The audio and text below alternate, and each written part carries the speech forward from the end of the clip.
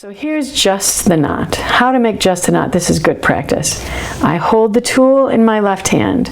I pull the string about 10 inches with my right hand.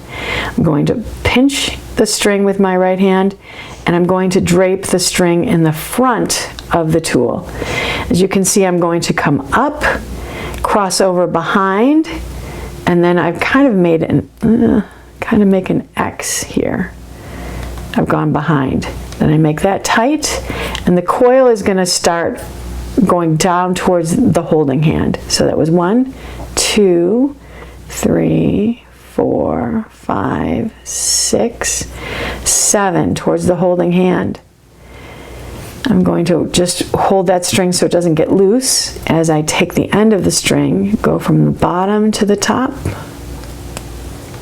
pull that string so it's tight, pinch the knot, remove the tool, pull the string. This one I can roll from both sides until the coils are nice and even. When you're happy with it, you can make it tight.